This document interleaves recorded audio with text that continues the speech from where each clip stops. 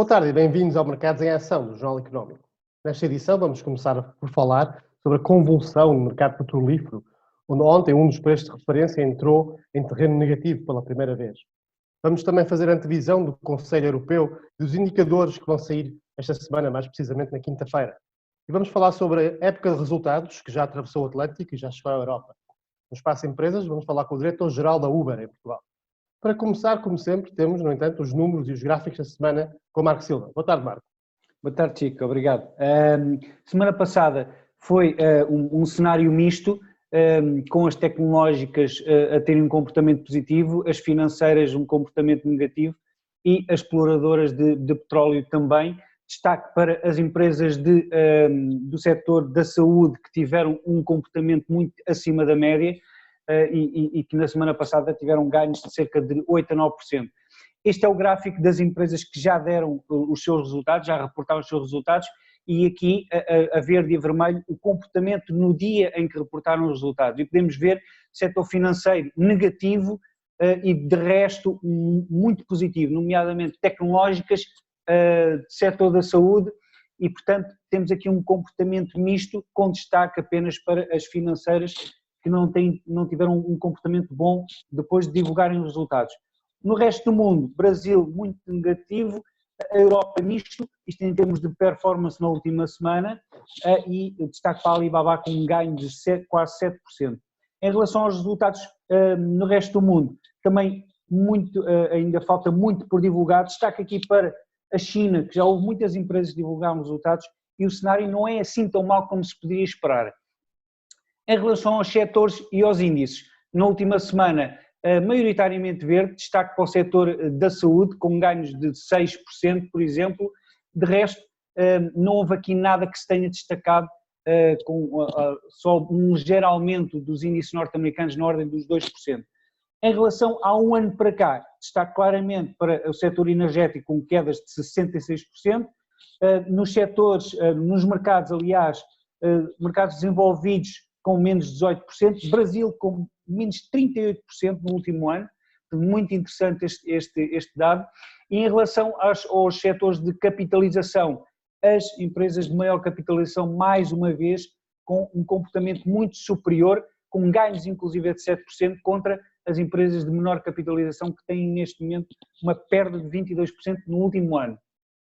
Em relação ao índice do S&P 500 que temos vindo a analisar, na semanal bateu aqui nesta linha dos 100 períodos e portanto vai ser aqui uma resistência muito importante, vamos ver como é que se vai comportar, se vai retrair e atingir novos mínimos ou testar os mínimos anteriores.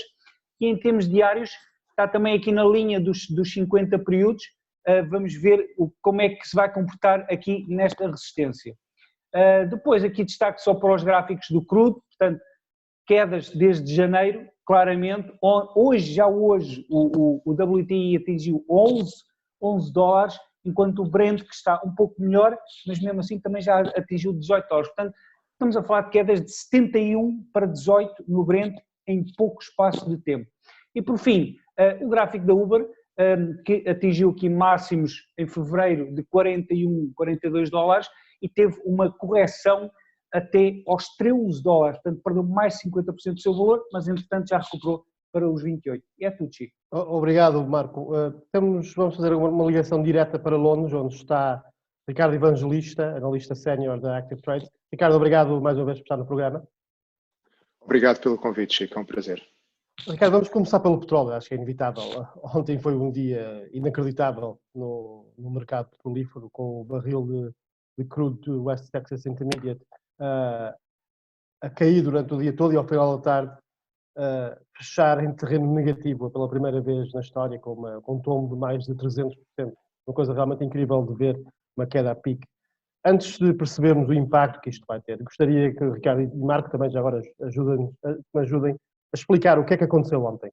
Bom, o que aconteceu ontem foi o corolário de uma situação que já se vem a desenvolver desde pelo menos março.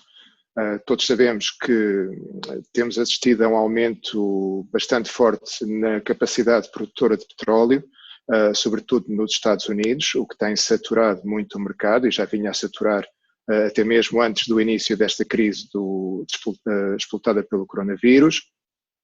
Temos também, por outro lado, a falta de capacidade dos países da OPEC e da Rússia, ou seja, da OPEC Plus, para chegarem a um acordo entre eles para diminuírem a produção, e isso já tinha causado um choque no preço do crude em março, e tivemos depois o evento cisne negro, Black Swan, nos mercados, que tem sido o impacto do coronavírus sobre as economias globais, que tem levado a uma paralisação, o que se repercutiu no petróleo com uma queda muito acentuada na procura.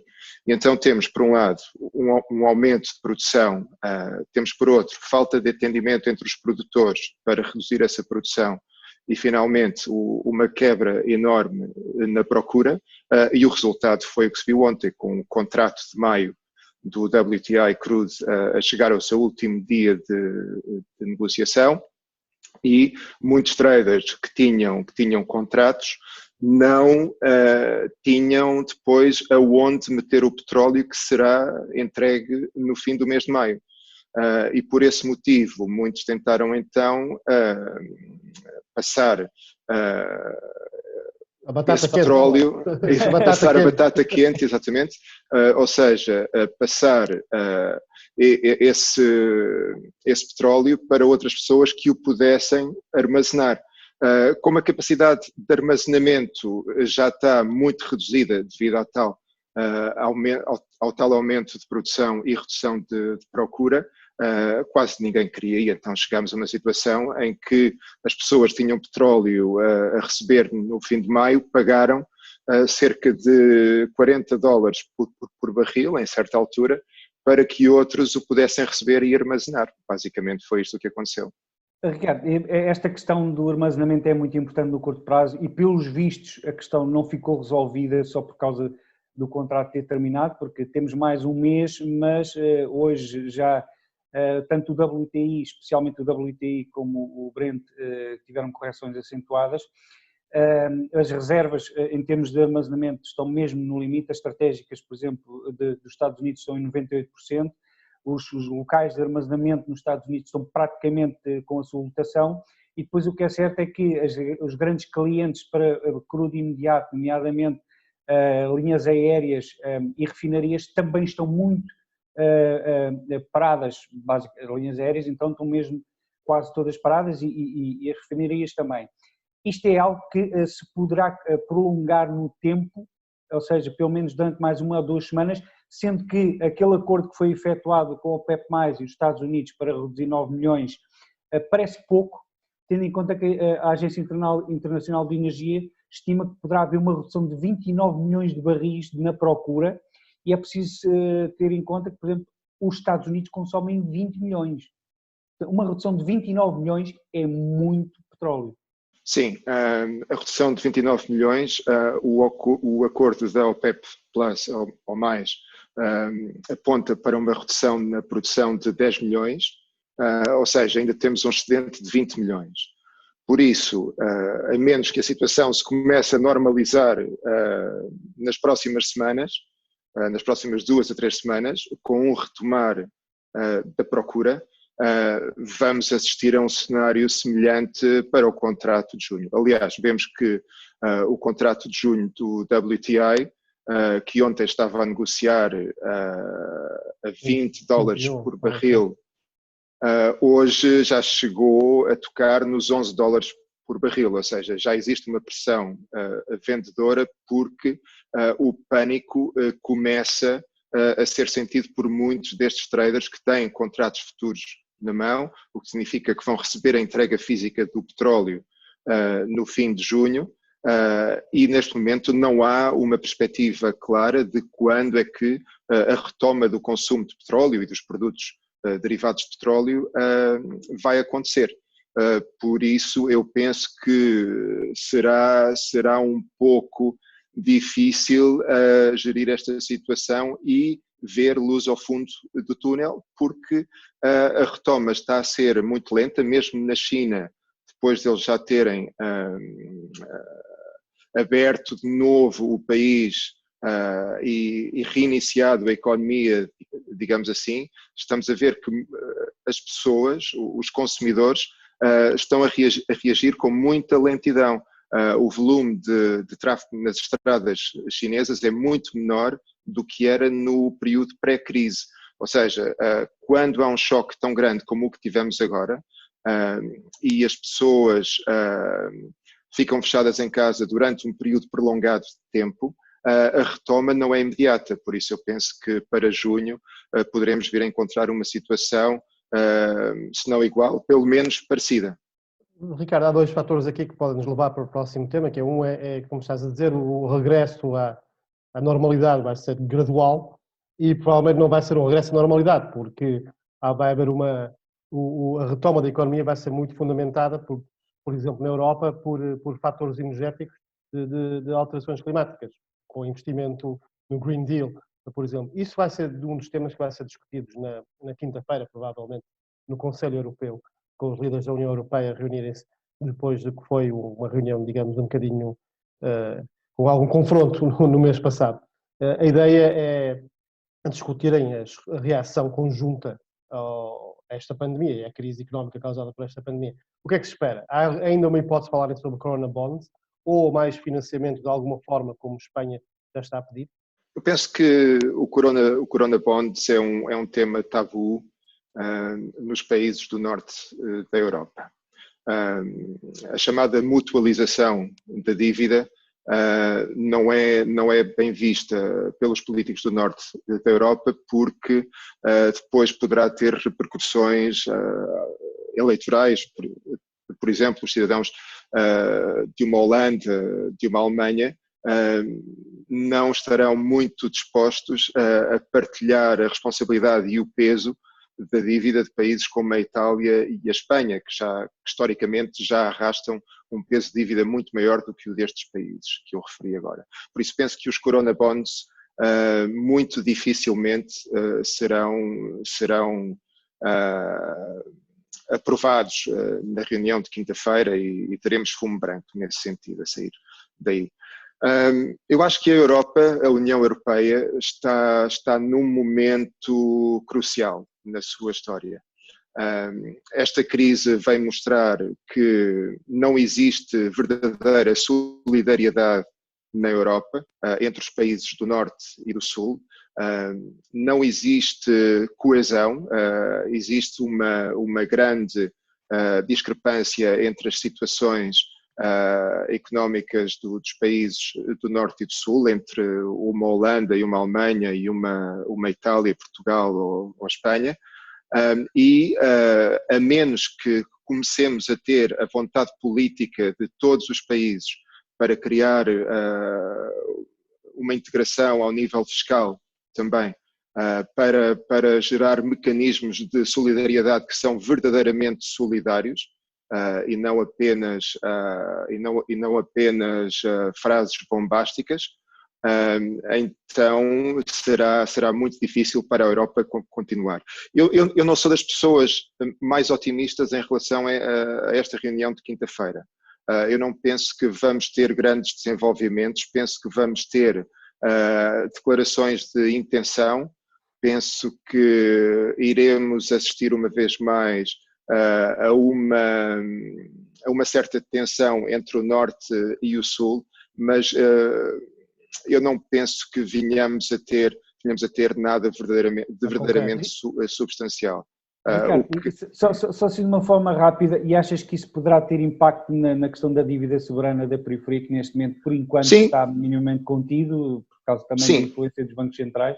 Há também uma decisão de rating sobre a Itália na sexta-feira, não é? Que é uma coisa que Sim, está contido, mas no entanto já assistimos a um ligeiro aumento do spread entre os juros da dívida italiana, por exemplo, e a alemã, o que é sempre uma forma muito eficaz de medir o nível de risco para os países da periferia.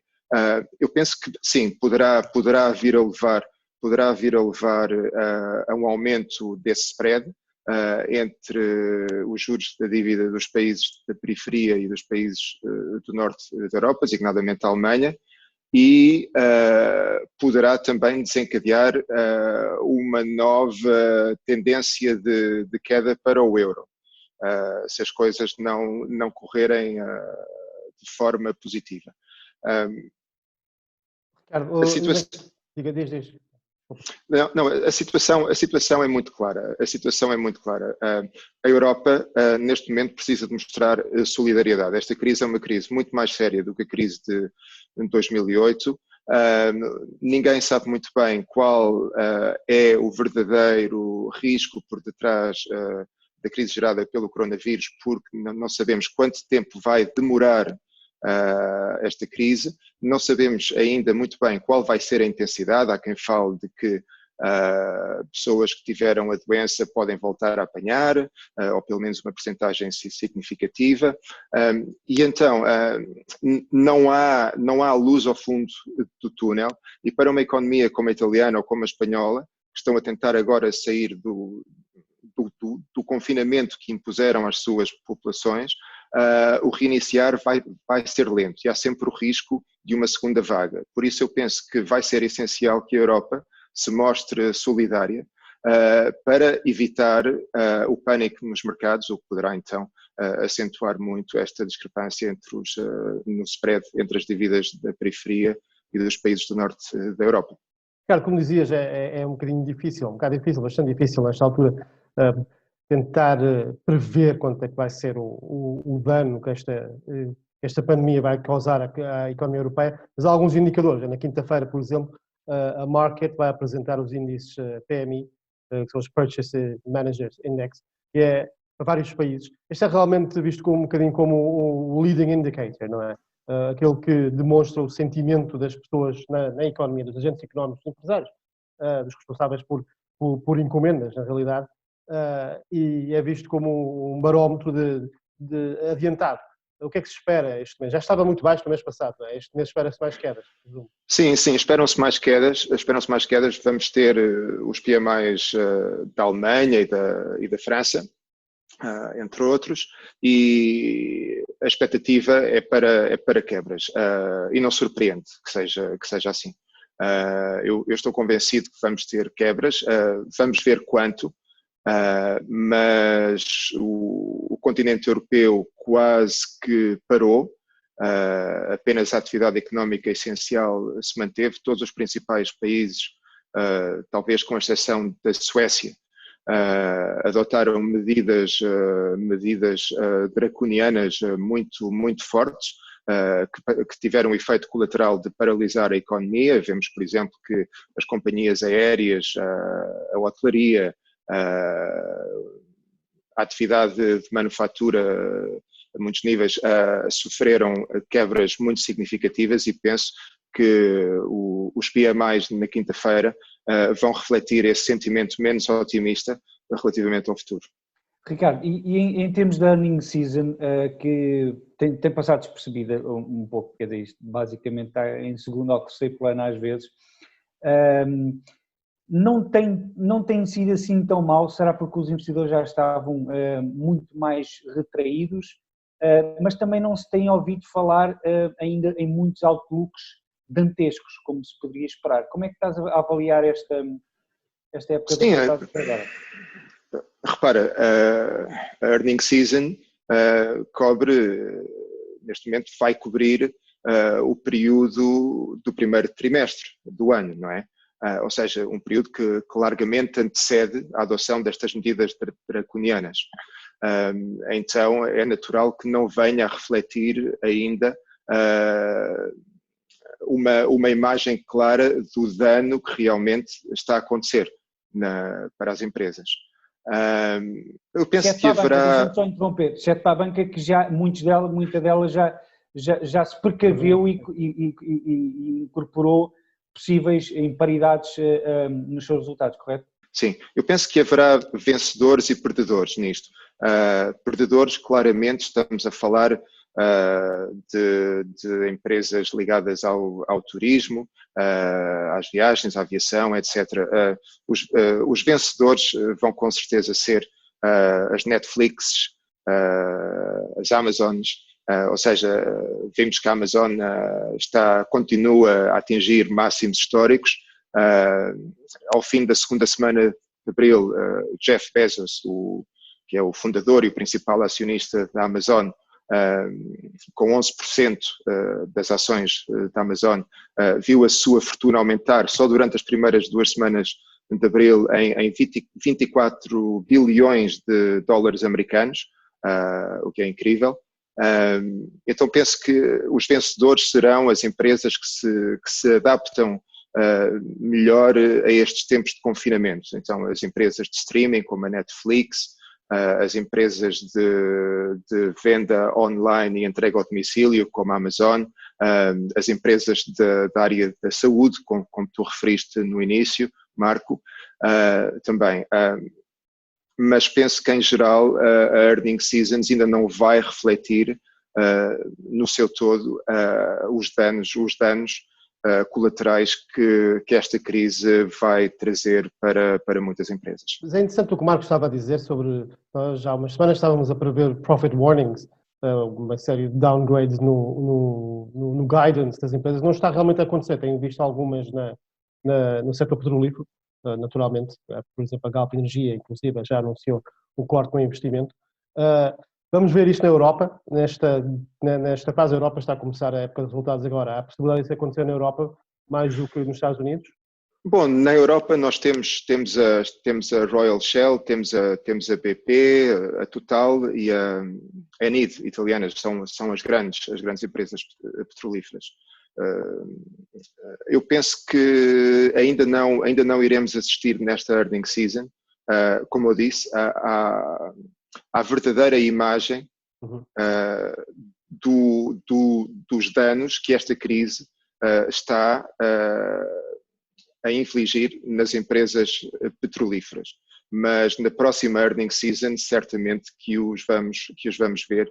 O cenário será mais negro e então poderemos esperar mais profit warnings, poderemos esperar mais pânico dos investidores e uma situação no seu todo mais negativa, mesmo que uma retoma parcial da economia já se tenha iniciado. Porque, como eu disse, o mais natural é que mesmo que esta retoma parcial se venha a iniciar, as pessoas não vão aderir imediatamente e não vão voltar no imediato ao estilo de vida que tinham antes.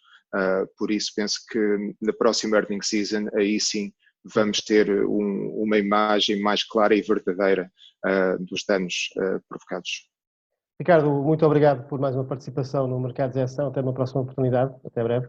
Foi um prazer. Obrigado. Obrigado a nós. Vamos agora para um breve intervalo. Voltamos dentro de momentos.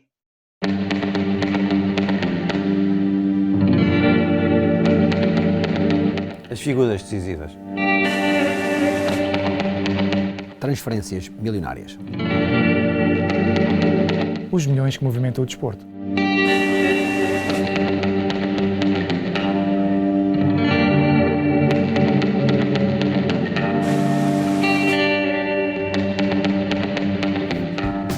Todas as semanas trazemos os números que contam dentro e fora das 4 linhas.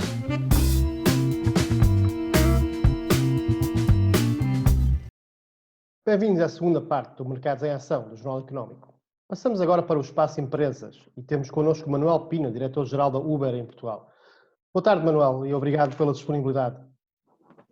Chico, obrigado pelo convite.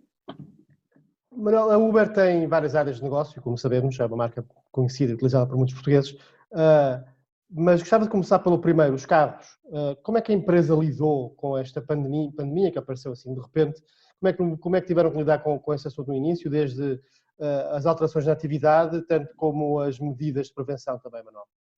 Bom, em primeiro lugar, esta pandemia afetou muitas áreas e no que diz respeito às viagens ao rideshare não é uma exceção. Naturalmente, se as pessoas ficarem em casa, existem menos viagens porque as pessoas vão a menos sítios, isso é natural. Nós, a Uber, tentámos adaptar como temos feito até ao longo da nossa história, ou seja, nós usámos a tecnologia que nós temos e tentámos colocá-la ao serviço da comunidade que servimos, comunidade de motoristas e de parceiros, mas comunidade também de utilizadores, de forma a conseguirmos acrescentar no final do dia, algum valor a esta situação.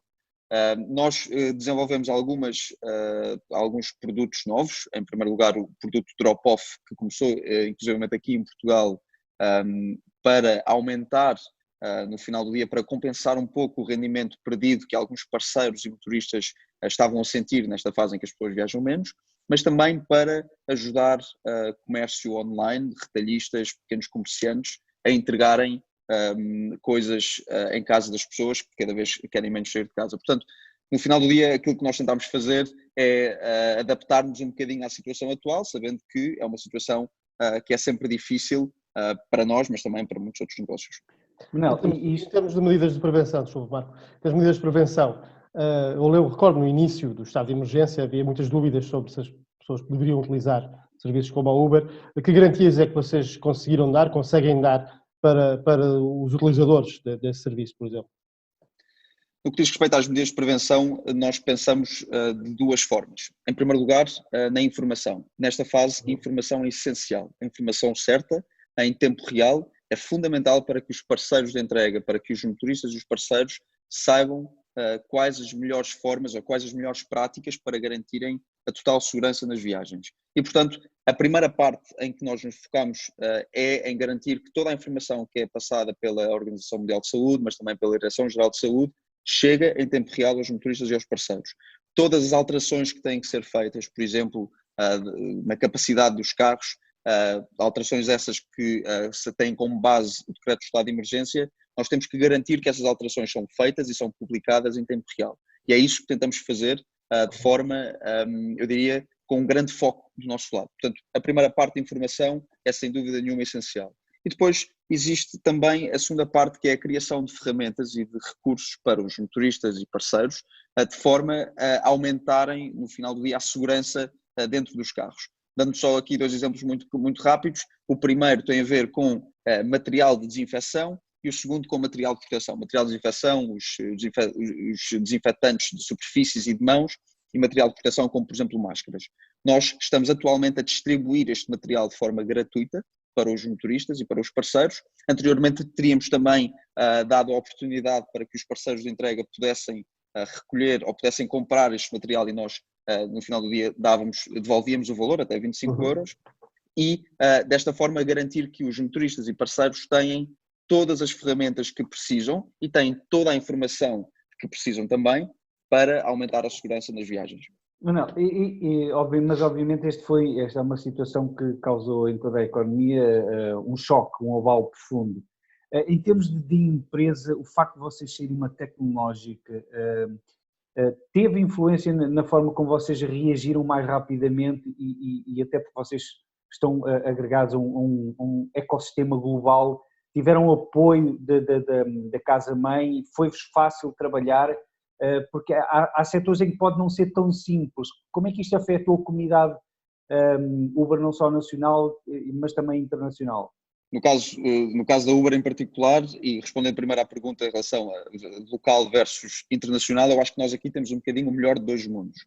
Portanto, por um lado, temos de facto um apoio muito grande a nível global e uma capacidade de resposta muito rápida a nível global, por sermos uma tecnológica que nos permite ir, no fundo, absorvendo as melhores práticas de vários mercados que estão a passar por isto, mercados que já tinham passado ou mercados que estavam numa fase mais avançada da curva, por exemplo, Itália ou Espanha, e, portanto, absorvendo estas melhores práticas e pondo-as em prática em Portugal, permitiu-nos acelerar o tempo de resposta ou criar aqui alguma previsão, sendo que, no final do dia, isto é muito incerto.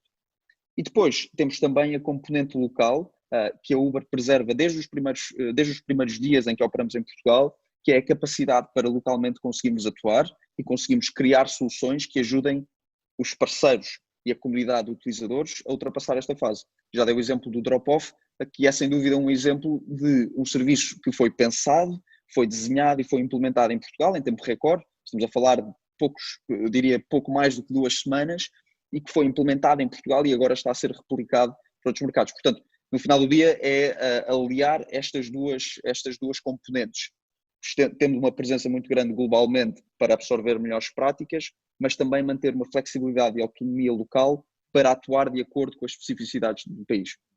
Esse serviço de drop-off, Isso é ser um bocadinho concorrer com concorrentes como a Glovo, não é?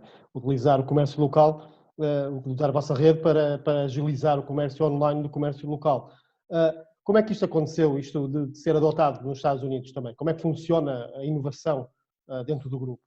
Portanto, só para dar um bocadinho de contexto sobre o produto, nós não encaramos isto naturalmente como uma concorrência direta àquilo que já existia. Nós, na verdade, o nosso principal foco era garantir que conseguíamos de alguma forma compensar parceiros e motoristas ao mesmo tempo que ajudamos alguns retalhistas e também os utilizadores que estão em casa, mas é de resto uma solução pensada em B2B, ou seja, eu pessoalmente como utilizador da aplicação Uber não posso usar o serviço de drop-off a menos que eu tenha o meu próprio negócio, a minha mercearia, o meu supermercado, que venda online ou que tenha um mecanismo para venda online. E, portanto, o mecanismo é exatamente esse, ou seja, o negociante, o retalhista, o supermercado, a pequena mercearia de bairro pode aceitar as suas encomendas da mesma forma que já aceitaria antes, portanto, muitas vezes é através de uma loja online, outras vezes é através de um grupo de WhatsApp, e depois pode usar o serviço de drop-off, fazendo um pedido de viagem Uber.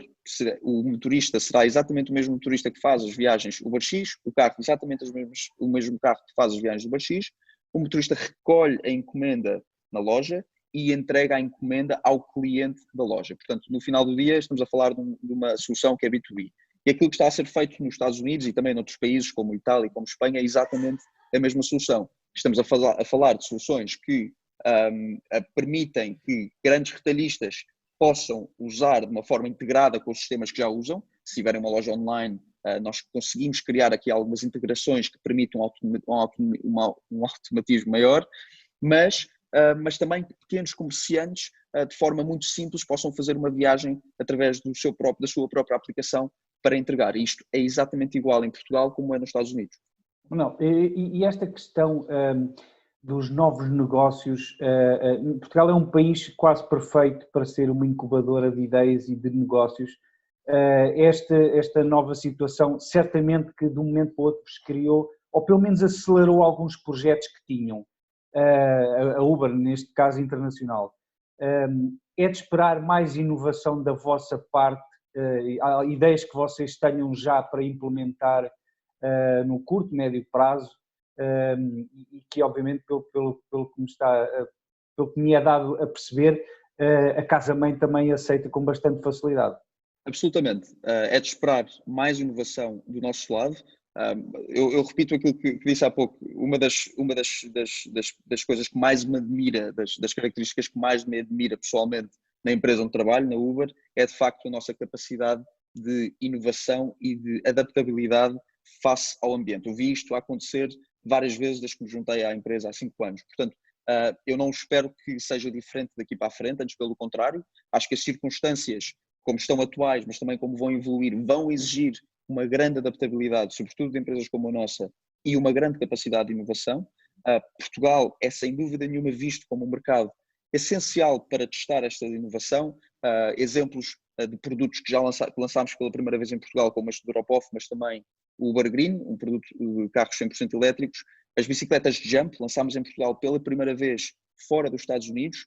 Eu espero que isto continue a acontecer, eu não tenho razões para acreditar que não deve acontecer e acho mesmo que nós vamos continuar a olhar para Portugal de uma forma essencial para acelerar projetos que já estavam em curso, porque as condições mudaram, mas também para a criação de novas oportunidades que acrescentem valor à nossa comunidade de utilizadores, de motoristas e de parceiros de entrega. Manuel, essa adaptabilidade também, voltando para o agora, presumo que com toda a gente em casa, ou quase toda a gente em casa, um serviço como a Uber Eats tem aumentado. Confirmam isso? O que é que tem sido o desenvolvimento no último mês desse serviço? Sim, a Uber de facto tem no fundo tem uma posição, eu diria, premiada no que diz respeito ao conjunto dos negócios que operamos. Portanto, se por um lado, de facto, sentimos que houve uma diminuição nas viagens das TVDE, por outro lado, houve sem dúvida nenhuma um aumento de procura por entrega de refeições em casa, através da aplicação Uber Eats, também um aumento de procura por parte dos restaurantes para se associarem à aplicação Uber Eats, e sem dúvida nenhuma que esta situação, esta dualidade coloca-nos numa posição muito, eu diria, muito favorável no que diz respeito a estas condições que são adversas, no sentido em que, de facto, conseguimos ter algum serviço que é relevante para a situação atual. Não é esperado que a situação mude, nós vamos continuar a melhorar e a olhar para todos os negócios que operamos, sobretudo os negócios principais, como as viagens TVDE, mas também como o Uber Eats, de forma a garantir que as continuamos a adaptar e vamos aproveitar este aumento de procura do Uber Eats para, mais uma vez, continuar a melhorar aquilo que é o serviço que estamos a entregar. Manuel, disse que está na empresa há 5 anos, está como diretor-geral desde o início do ano, chegou à liderança da Uber Portugal numa altura de mudanças radicais na forma como vivemos. O que é que espera que sejam as prioridades no resto do ano e no próximo ano? Como é que a Uber vê, por exemplo, o que vai acontecer com a mobilidade, com a saída gradual das medidas de contenção que estamos a ver agora? A verdade é que é muito incerto ainda. Eu acho que olharmos a 6 meses continua a ser uma especulação que eu diria que é muito difícil de prever, mas eu posso lhe dizer que existem algumas coisas que eu acredito que vão ser, sem dúvida nenhuma, ou que devem ser sem dúvida nenhuma esperadas por negócios como a Uber, mas também por outro tipo de negócios na área dos transportes. Em primeiro lugar é a segurança, ou seja, nós, Uber, já tínhamos um foco muito grande naquilo que era a segurança em viagem, mas acho que a exigência dos utilizadores no que diz respeito à higiene do carro, no que diz respeito às condições de segurança que o motorista consegue promover dentro daquela viagem, acho que sem dúvida nenhuma vai aumentar. E, portanto, como prioridade, nós vamos continuar a encontrar formas e não nos vamos poupar esforços para garantir que essa percepção de segurança e que essa segurança continue a aumentar. Portanto, iniciativas como a distribuição gratuita de material de desinfecção e de proteção para o motorista, vamos continuar a fazer, vamos garantir que existe todo o tipo de informação que pode ajudar os motoristas a promover essa segurança, vai continuar a ser veiculada, e se existirem outros recursos que possamos usar, não nos vamos poupar esses esforços. Portanto, sem dúvida nenhuma que essa vai ser uma prioridade muito grande para nós nos próximos meses. E no que diz respeito às pessoas voltarem gradualmente a viajar, lá está, eu acho que se começarmos por um ponto em que as pessoas vão necessariamente ter que começar a viajar, ainda que gradualmente vão ter que começar a viajar, nós acreditamos que ao criar uma sensação de segurança positiva, portanto uma sensação que de facto as viagens são seguras e que continuam a ser seguras, as pessoas vão tendo cada vez mais, eu diria, receptividade para fazerem viagens de Uber. Manuel, muito obrigado pela participação no Mercados em Ação. Espero que corra tudo bem com o Uber nos próximos meses e até uma próxima oportunidade. Obrigado. Marco, vamos finalizar o programa com a palavra da semana. Qual é que é? Sim, hoje vamos falar de spot market e de mercado de futuros, future market. Isto para dar mais ou menos a noção do que é que aconteceu com a questão do petróleo ontem. Como o calendário estava muito próximo, basicamente o preço funcionou como um spot market, ou seja, para entregar quase imediatamente.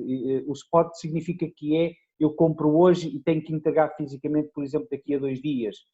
Um exemplo do spot market é, por exemplo, o mercado acionista. Eu compro hoje as ações e existe um prazo muitíssimo curto em que eu tenho que pagar e recebo as ações.